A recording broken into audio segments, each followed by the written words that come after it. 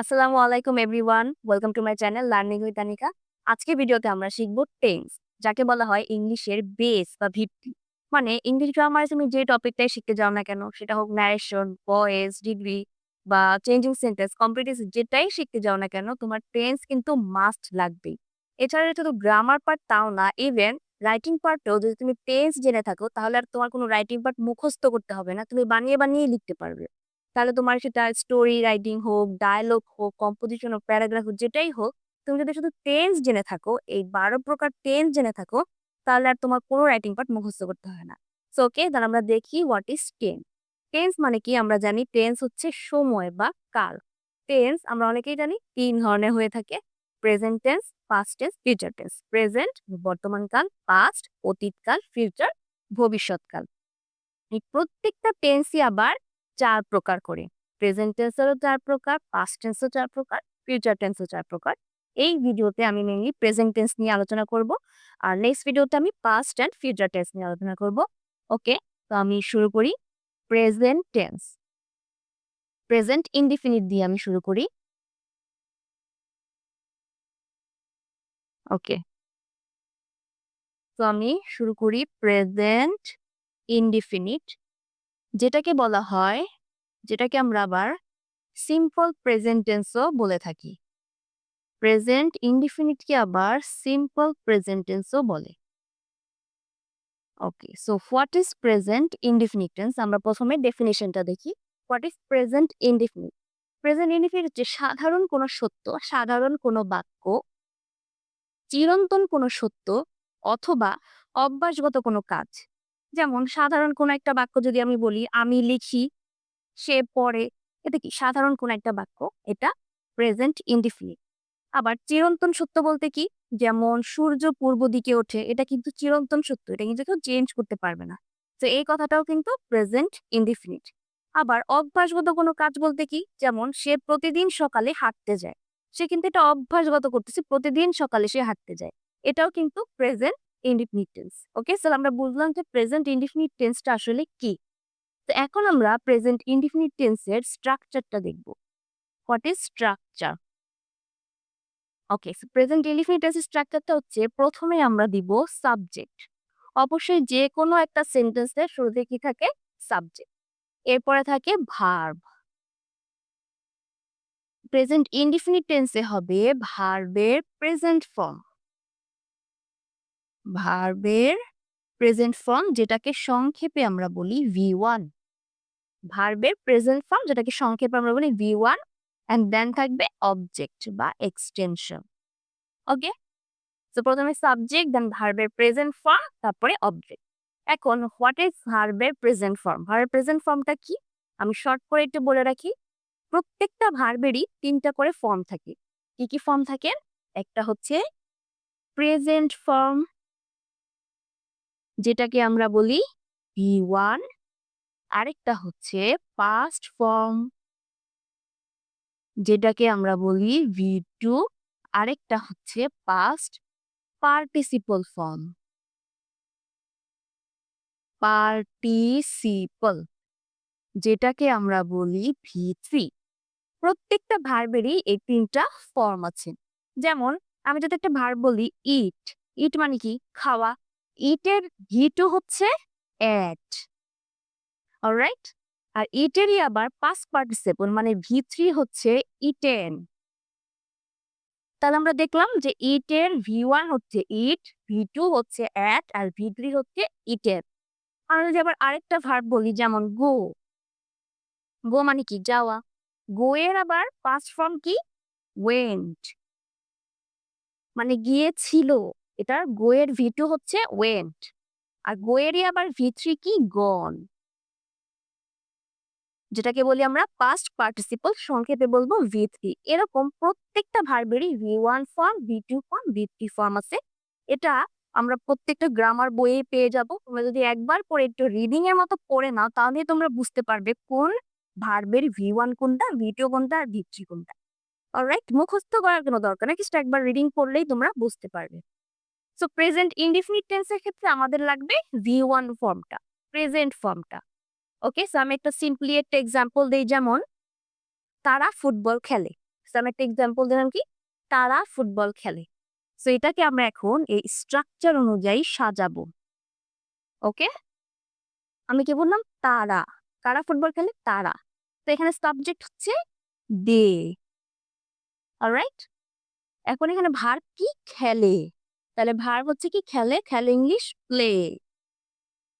Play এর কিন্তু আমরা V1 ফর্মটা ইউজ করছি। যেহেতু এটা প্রেজেন্ট ইনডিফিনিটিভ V1 ইউজ করতে হবে, তো প্লে। এটার V2 হচ্ছে প্লেড, V3 হচ্ছে প্লেড। বাট আমরা ইউজ করছি V1। They play football. তারা কি খেলে? তারা ফুটবল খেলে। শেষ। সিম্পল একটা প্রেজেন্ট ইনডিফিনিট টেন্স হয়ে গেল। সো এটা হচ্ছে আমার সাবজেক্ট, এটা হচ্ছে আমার ভার্ব, আর এটা হচ্ছে আমার অবজেক্ট। একটা সাবজেক্ট, ভার্ব আর অবজেক্ট দিয়ে আমরা একটা সিম্পল প্রেজেন্ট ইনডিফিনিট টেন্স তৈরি করে ফেললাম। ওকে। এখন আমি আরেকটা এক্সাম্পল লিখি। সেম এটাই যদি আমরা হি দিয়ে লিখি, যেমন সে, he play football. Okay, same আমরা দেখলাম কি সে ফুটবল খেলে। সিম্পলি ভাবে আমরা লিখছি, বাট এই সেন্টেন্সটা একটু ভুল আছে। এটা কি? প্রেজেন্ট ইনডিফিনিট টেন্সের ক্ষেত্রে আমাদেরকে আরেকটা রুলস ফলো করতে হবে, সেটা হচ্ছে সাবজেক্টটা দেখতে হবে। প্রেজেন্ট ইনডিফিনিট টেন্সের ক্ষেত্রে সাবজেক্ট যদি থার্ড পারসন সিঙ্গুলার নাম্বার হয়, তাহলে ভার্বের সাথে এস অথবা ইএস যুক্ত করতে হবে। তো আমি কি বললাম? সাবজেক্ট যদি থার্ড পারসন সিঙ্গুলার নাম্বার হয়। What is third person singular number? এই পার্সনের নাম্বার নিয়ে আমার একটা ভিডিও আছে, তোমরা চাইলে ওটা দেখে নিতে পারো। আর এই ভিডিওতে আমি শর্ট করে বলে রাখি, পার্সন ৩ ধরনের হয়ে থাকে: ফার্স্ট, সেকেন্ড, থার্ড। ওকে, ফার্স্ট পার্সন হচ্ছে কি? আই, উই, আমি, আমরা। সেকেন্ড পার্সন হচ্ছে ইউ, তুমি, তোমরা। আর এই ফার্স্ট এন্ড সেকেন্ড পার্সন বাদে আর যারা আছে সবাই হচ্ছে থার্ড পার্সন। যেমন হি, শি, দে, কারোর নাম যেমন করিম, রহিম, যে কারো নাম হতে পারে। এগুলো সবই কি? Third person. সো আমরা পার্সনটা বুঝলাম। এখন দেখবো যে থার্ড পার্সনের মধ্যে সিঙ্গুলার কে কে আছে। কয়জন? সিঙ্গুলার মানে একজন। যেমন এই যে হি আর শি, এখানে কি একজন একজন বোঝাচ্ছে, তো এটা কি? Singular number. করিম একজনের কথা বোঝাচ্ছে, এটাও কি? Singular number. দে এখানে অনেকজনকে বোঝাচ্ছে, এটা হচ্ছে প্লুরাল নাম্বার। তো আমার এখানে লাগবে সাবজেক্ট যদি থার্ড পার্সনও হয়, আবার সিঙ্গুলার নাম্বারও হয়। হি কিন্তু থার্ড পার্সন, আবার সিঙ্গুলার নাম্বার। তো যদি subject third person singular number হয়, তাহলে ভার্বের সাথে এস অথবা ইএস, কোনো কোনো ভার্বের সাথে এস, কোনো কোনো ভার্বের সাথে ইএস যুক্ত হয়। অলরাইট? সো সেন্টেন্সটা আমার হবে কি? He plays football. Okay, so আমরা সাবজেক্টের দিকে একটু খেয়াল রাখবো। সাবজেক্টটা কি থার্ড পারসন সিঙ্গুলার নাকি plural?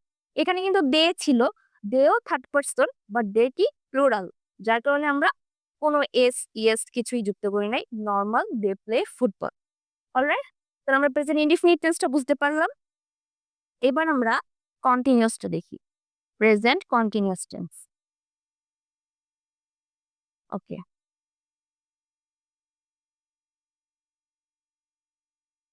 Present continuous tense. Present continuous tense হচ্ছে যে কাজটা এখন বর্তমানে চলছে, মানে চলমান অবস্থায় আছে, সেটাই হচ্ছে প্রেজেন্ট কন্টিনিউয়াস টেন্স। যেমন আমি লিখতেছি, ওকে, সে পড়তেছে, সে খাইতেছে। যে কাজটা এখন হচ্ছে, বর্তমানে চলতেছে, সেই কাজটাকেই আমরা বলবো প্রেজেন্ট কন্টিনিউয়াস টেন্স। এটাকে তুমি বাংলায় চেনার উপায় হচ্ছে, যখন কোনো সেন্টেন্সের শেষে তুমি তেসো, তেসি, তেসেম এই ওয়ার্ডগুলো পাবে। কি কি ওয়ার্ড বললাম আমি? তেসো, তেসি, তেসেন। হুম, এই ধরনের ওয়ার্ডগুলো পাবে। সেগুলো হচ্ছে কি? Present continuous tense. যেমন আমি খাইতেছি, তারা খেলতেছে।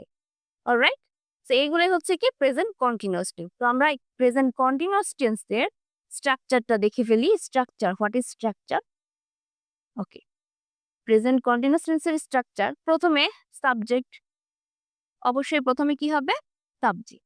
এরপরে অক্সিলারি ভার্ব। প্রেজেন্ট কন্টিনিউয়াস টেন্সের অক্সিলারি ভার্ব হচ্ছে কি? এম অথবা ইজ অথবা আর। এই তিনটা হচ্ছে কি প্রেজেন্ট কন্টিনিউয়াস টেন্সের অক্সিলারি ভার্ব এম ই আর যে কোনো একটা ইউজ করতে হবে। দেন ভার্ব, এখানেও কিন্তু ভার্বের V1 ফর্মটা ইউজ হবে। প্রেজেন্ট ইনডিফিনিটের মতোই কন্টিনিউয়াসতেও ভার্বের V1 ফর্মটা ইউজ হবে। দেন ভার্বের সাথে একটা আইএনজি, তারপরে অবজেক্ট। ওকে, সবসময় মনে রাখতে হবে কন্টিনিউয়াস, প্রেজেন্ট কন্টিনিউয়াস এর ক্ষেত্রে অবশ্যই ভার্বের সাথে একটা আইএনজি যুক্ত করতে হবে। ভার্বটা কিন্তু প্রেজেন্ট ফর্মেই হবে আর সাথে একটা আইএনজি যুক্ত করতে হবে। অলরাইট, তো আমরা স্ট্রাকচারটা দেখে ফেললাম, এবার আমরা একটা এক্সাম্পল দেখি, তাহলে আমাদের ক্লিয়ার হয়ে যাবে। যেমন একটু আগে আমি ইনডিফিনিটে যে সেন্টেন্সটা লিখছি ওইটা দিয়েই আমি এটাও বোঝাবো, তাহলে তোমরা খুব ইজি ভাবে আইডেন্টিফাই করতে পারবে। ওটাতে আমি কি লিখছিলাম, তারা ফুটবল খেলে, দে প্লে ফুটবল। সেম সেন্টেন্সটা আমি এখানে লিখি, দে কন্টিনিউয়াস করব এখন, সো আমাকে এখন একটা অক্সিলারি ভার্ব ইউজ করতে হবে। অক্সিলারি ভার্ব হচ্ছে কি এম ইজ আর, কোনটা আমি ইউজ করব। শর্ট করে আমি বলে রাখি, এমটা আমরা ইউজ করি ফার্স্ট পার্সনের ক্ষেত্রে, মানে আই এর সাথে আমরা সবসময় এম ইউজ করি, আই এম। অলরাইট, স্যামটা আমরা ইউজ করি কোথায়, আই এর ক্ষেত্রে। ই ইজটা আমরা ইউজ করি যদি subject third person singular number হয়, সেম প্রেজেন্ট ইনডিফিনিটের মতোই। যদি subject third person singular number হয় তখন আমরা ইউজ করব ইজ, আর বাকি সবার ক্ষেত্রে আমরা ইউজ করব আর। ওকে, বাকি সবার ক্ষেত্রে যে থার্ড পারসন সিঙ্গুলার না হলে বাদ বাকি যা আছে সবার সবার ক্ষেত্রে আমরা ইউজ করব কি আর। সো এখন আমরা দেখছি ডেটা কি থার্ড পারসন বাট সিঙ্গুলার কিন্তু না, প্লুরাল। তো তখন আমরা এর সাথে কি ইউজ করব আর। সো হয়ে যাবে কি দে আর। তারপর আমরা কি লিখেছিলাম প্লে ফুটবল। সো এখানে কি হবে, প্লে তো হবেই, তার সাথে একটা আইএনজি যুক্ত করতে হবে, তারপর ফুটবল। ওকে, ইজি না বিষয়টা, খুবই easy. They are playing football হয়ে গেল, এটা প্রেজেন্ট কন্টিনিউয়াস টেন্স। একদম ইজি ভাবে জাস্ট তোমাকে স্ট্রাকচারটা মনে রাখতে হবে, তাহলে কিন্তু তুমি এই একটা বাংলা সেন্টেন্স থেকে ইংলিশ সেন্টেন্স করতে পারবা। আর এটাই কিন্তু আমাদের ইংলিশে অনেক বেশি গুরুত্বপূর্ণ, বিশেষ করে রাইটিং পার্টের জন্য। তাহলে আর তোমাকে কোনো কিছু মুখস্থ করতে হবে না। এই এখন যদি আমরা শি দিয়ে লিখি, শি সে ফুটবল খেলতেছে। আচ্ছা, শি কি একটা থার্ড পারসন সিঙ্গুলার নাম্বার, তো আমরা দেখতেছি কি থার্ড পারসন সিঙ্গুলার নাম্বার হলে অক্সিলারি ভার্ব হবে ই। তাহলে এখানে হয়ে যাবে শি ইজ প্লেইং ফুটবল, বাকি এটা যা আছে তাই থাকবে। ওকে, সো আমরা বুঝতে পারলাম প্রেজেন্ট কন্টিনিউয়াস টেন্সটা খুবই ইজি। সো এবার আমরা দেখি present perfect. Okay, what is present perfect tense? Present perfect টেন্সটা হচ্ছে কোনো একটি কাজ এই মাত্র শেষ হয়েছে, কোনো একটি কাজ জাস্ট মাত্রই শেষ হয়েছে কিন্তু তার ফল এখনো আছে, এখনো সেটার ফল আমরা পাচ্ছি, জাস্ট মাত্রই কাজটা শেষ হয়েছে, সেই কাজকে আমরা বলবো প্রেজেন্ট পারফেক্ট টেন্স।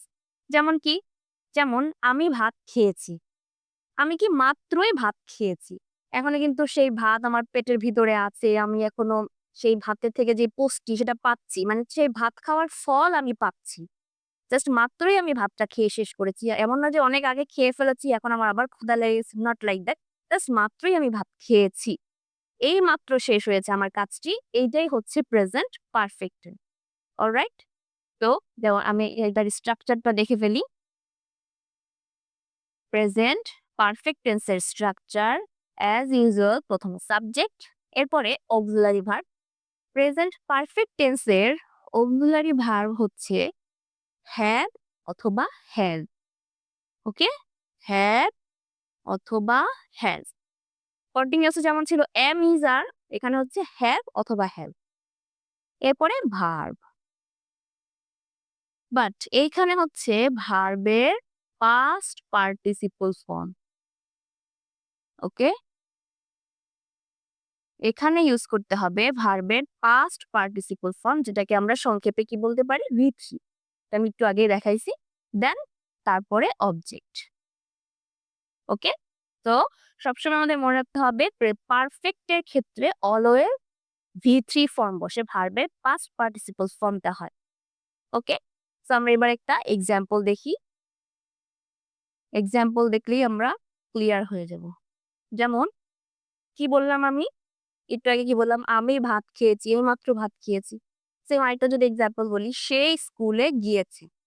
মানে কি সে মাত্রই স্কুলে গিয়েছে। তো এটাও কিন্তু প্রেজেন্ট পারফেক্ট টেন্স। আমরা এখন এটাকে আমরা স্ট্রাকচার অনুযায়ী সাজিয়ে দেখি। যেমন she সাবজেক্ট দিলাম কি she। এখন she এর সাথে আমাদের কোন অক্সিলারি ভার্বটা ইউজ করতে হবে? have নাকি has? সেম ভাবে সাবজেক্ট যদি থার্ড পারসন সিঙ্গুলার নাম্বার হয় তখন হবে auxiliary verb has। Okay? Subject যদি থার্ড পারসন সিঙ্গুলার নাম্বার হয় তাহলে অক্সিলারি ভার্ব হবে has। আর বাদবাকি সবার ক্ষেত্রে অক্সিলারি ভার্ব হবে have। I এর ক্ষেত্রেও have, you এর ক্ষেত্রেও have, they এর সাথেও কি have। শুধুমাত্র সাবজেক্ট থার্ড পারসন সিঙ্গুলার হলেই has, বাকি যা আছে সবার সাথে have। সো she কি থার্ড পারসন সিঙ্গুলার নাম্বার, তো she এর সাথেও হবে কি has।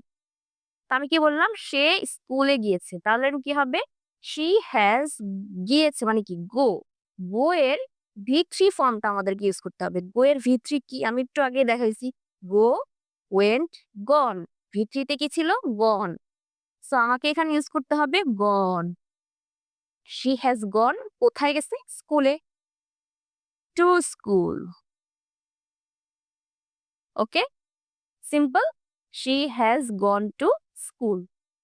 হয়ে গেল আমাদের এটা প্রেজেন্ট পারফেক্ট টেন্স। ওকে, আরেকটা আমি দেখাই। আই দিয়ে যদি লিখি, আমি ভাত খেয়েছি, এটা যদি লিখি, তো আই এর সাথে কি হবে অক্সিলারি ভার্ব? আই কিন্তু ফার্স্ট পারসন। তো ফার্স্ট পারসনের সাথে অক্সিলারি ভার্ব হবে কি হ্যাভ। আই হ্যাভ খেয়েছি। খেয়েছি মানে কি ইট, বাট ইট বসাতে পারবো না, ইটের V3 ফর্ম লাগবে। V3 ফর্ম কি? Eaten. So I have eaten কি খেয়েছি? ভাত, rice. I have eaten rice. Okay, বুঝতে পারছো সবাই? প্রেজেন্ট পারফেক্ট টেন্স শুধু স্ট্রাকচারটা মনে রাখলেই আমরা হাজার হাজার সেন্টেন্স লিখতে পারবো। শুধু আমাদেরকে স্ট্রাকচারটা মনে রাখতে হবে। ওকে, তো এবার আমরা দেখি প্রেজেন্ট পারফেক্ট কন্টিনিউয়াস, প্রেজেন্টের লাস্ট। ওকে, কি দেখবো? Present perfect continuous. Okay, continuous tense. Okay, so what is present perfect continuous tense? Perfect continuous tense হচ্ছে যখন কোনো কাজ পূর্বে শুরু হয়ে গেছে বাট সেটা এখনো চলতেছে। মানে একটা কাজ শুরু হয়ে গেছে আগে বাট এখনো সেটা হচ্ছে, চলতেছে, সেই কাজটাকে আমরা বলবো প্রেজেন্ট পারফেক্ট কন্টিনিউয়াস টেন্স। যেমন কি? যেমন আমি ১ ঘন্টা ধরে লিখতেছি। আমি কি করতেছি? ১ ঘন্টা ধরে লিখতেছি। আমি কিন্তু ১ ঘন্টা আগে কাজটা শুরু করেছি। আর এখনো মানে এখনো কাজটা করতেছি। সো এটা হয়ে গেল আমার প্রেজেন্ট পারফেক্ট কন্টিনিউয়াস টেন্স।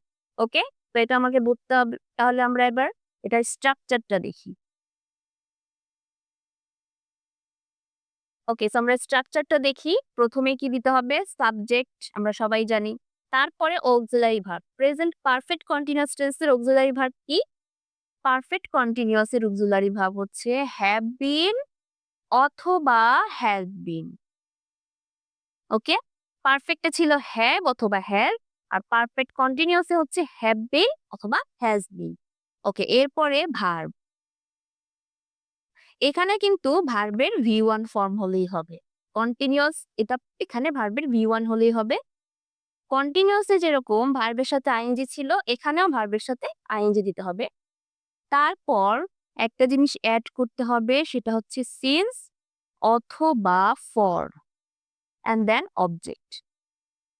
ওকে, তো এখানে একটা নতুন জিনিস অ্যাড হলো সিন্স অথবা ফর, তারপরে হচ্ছে অবজেক্ট। তো স্ট্রাকচারটা আমরা দেখলাম, এবার আমরা এক্সাম্পল দেখি, তাহলে আমরা খুব সহজেই বুঝতে পারবো স্ট্রাকচারটা। ওকে, সো আমি এক্সাম্পলে লিখি, যেমন তারা ২ ঘন্টা ধরে ফুটবল খেলতেছে।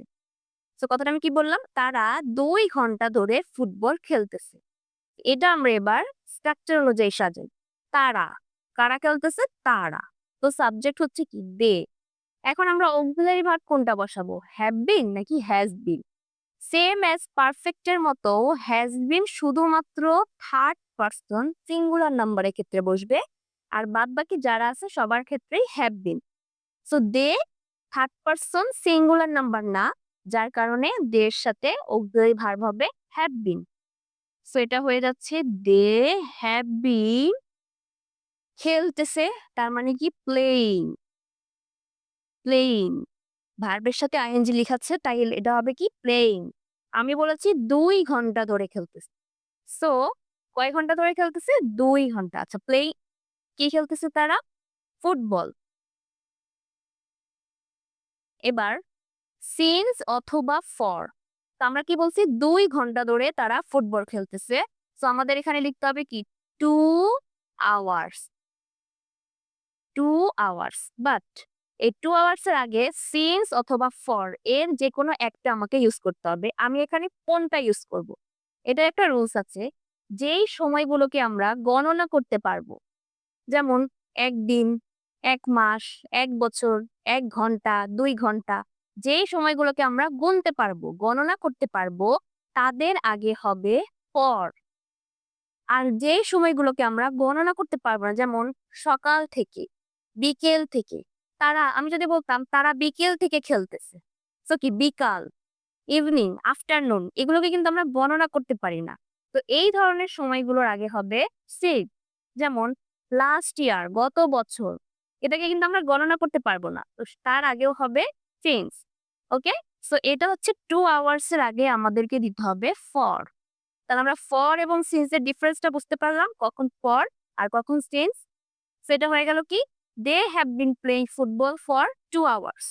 সিম্পলি ভাবে আমরা স্ট্রাকচার অনুযায়ী একটা সেন্টেন্স তৈরি করে ফেললাম প্রেজেন্ট পারফেক্ট কন্টিনিউয়াস টেন্সে। এখন আমি আরেকটা দেখি, যেমন সকাল থেকে বৃষ্টি হচ্ছে। কি বললাম আমি?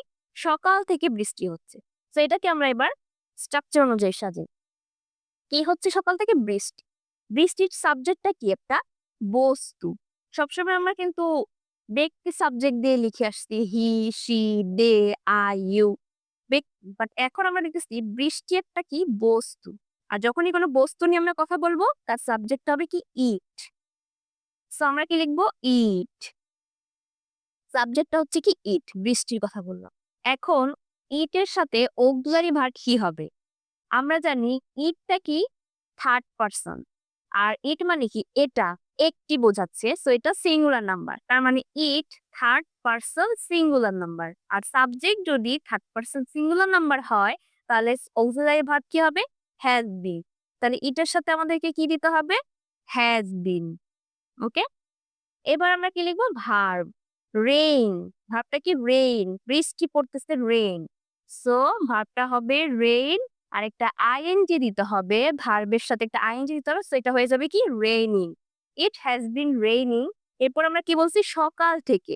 সকাল থেকে বৃষ্টি পড়তেছে, তার মানে কি? মর্নিং, সকাল। আর মর্নিংটা কি আমরা গণনা করতে পারবো না। সো যেই ওয়ার্ড গুলো আমরা গণনা করতে পারবো না, যে টাইম গুলো আমরা গণনা করতে পারবো না, তার আগে হবে সিন্স। সো এটা হবে কি? Since morning.